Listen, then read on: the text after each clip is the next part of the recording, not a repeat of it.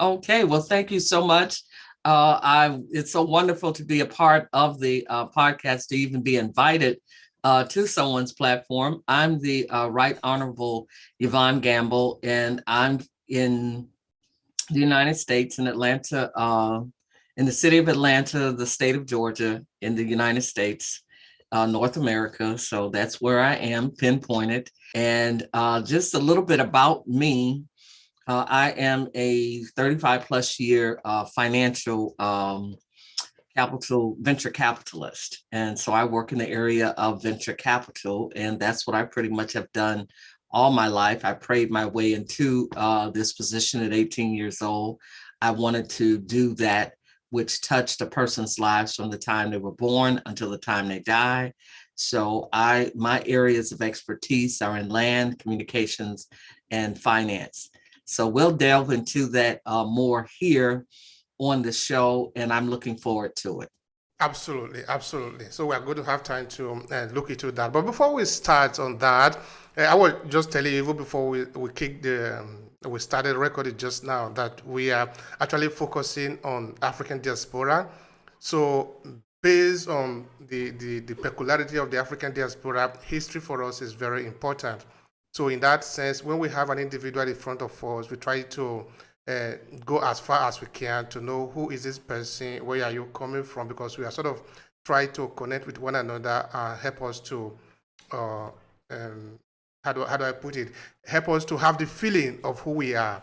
So in this sense, I'm going to ask you to take us to when you were still a baby, still a child. Tell us what was happening around you.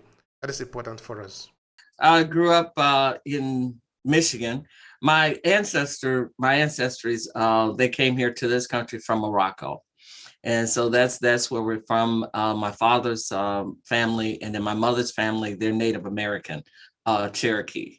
Here on the continent, and so that's where we hailed from. Myself coming, all the way. I was born in the state of Michigan here in the United States, and grew up on a 20-acre blueberry farm. So they were farmers, and my mother was also an accountant. So that's pretty much the life I grew up in, and grew up into the family. Very intelligent, very highly artful people. My great grandfather, he actually on my mother's side, he actually invented, Andrew Jackson Beard, he invented the coupling device that's used on planes, trains, automobile, and machinery. And so he invented that, and he's in the Smithsonian Museum here in the United States, honored for that. So it's scientific, earthbound, all those different things, just love of the land, learning how to cultivate the land, how to, make the land grow and make it your own. And basically, I can remember at 4 years old, my standing by the big potbelly stove, my grandfather telling me that he had made the world for me, and that all I had to do was want, that anything in the world that I wanted would be mine and could be mine. And I've never lost sight of what he said. And no matter what any other people say and or do, I simply go back to his words as I'm looking up into his eyes.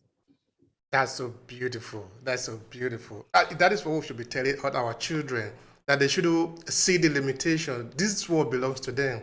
They should be able to dream and aspire to become anything, anything at all that they want. That is a package that your father have given you to to continue to unfold in the whole of your existence. That is so beautiful. I love that. Well, I mean, that's just the way it happens. And I don't see the limit. I see life as limitless. I see the universe as boundless. So I don't see, I do a lot in space technology. I serve on several different serve on a planetary society. And that society actually governs the way we write in. Governing policy is how we actually act when we go off world, what we're supposed to do, how we're supposed to do it. Trust me, there will not be any flag planting or taking over when we get there, as we might think, because 9 times out of 10, there's going to be either someone else or other life, even if it's a life form that we're not aware of, but will be other life forms that we have to be cognizant and respectful and mindful of. So I serve on that. I serve on the Mars on that group, and we actually, as they bring samples and bring things back and forth, to Earth, we actually determine, what actually is going to come onto the planet and what is actually going to be tested at the space station. Because you can't just simply bring everything back here because, we don't have the filtration systems that we are building and, coming into place. So once we do, then we can bring every sample back directly to Earth. That's very interesting. In fact, that is an argument even of itself, the space scientific project. Anyway, we'll have time to also go there just now.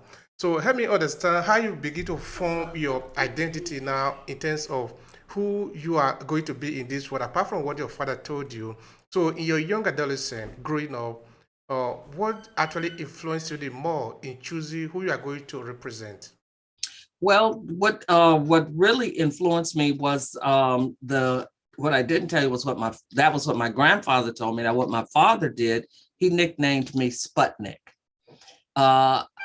He nicknamed me Sputnik after the first satellite that had actually gone up into space, and with that, and he put telescopes and in my hand, at an early age, and they taught me the stars and all the different constellations. This was before I went to school, before 5 years old, so that I could simply go out into the night sky or even the day sky and recognize, no matter where I was, whether I was in the northern hemisphere, the southern hemisphere, we traveled a lot.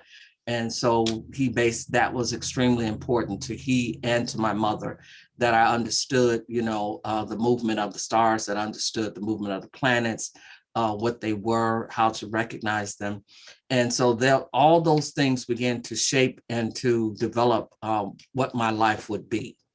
I wanted to spend some time on the space aspect.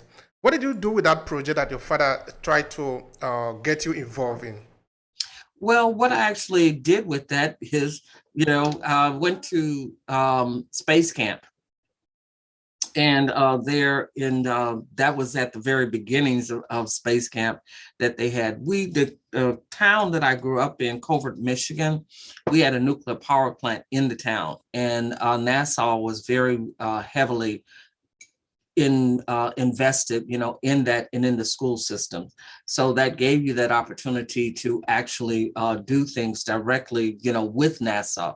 You didn't have, there weren't a lot of other organizations that were coming in and doing stuff. They pretty much did things directly with the students because they were trying to track the students from the, obviously the schools, the young school-age children, and track them all the way through to come into the space programs to be a part, of those types of things.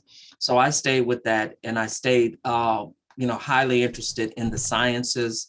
What also I did as far as with the farm, I would be the one doing the soil samples, the soil testing, and testing the blueberry bushes and the blueberries to make sure that they were free from disease or pestilence, and then, measuring out, the different types of formulations we needed to put on them, so that the crop was good. So you were studying and learning, in those areas, and it was forming you. You really weren't, at that time, my mindset was not thinking, what am I going to do with this? That was just the way it was. That's just what you did.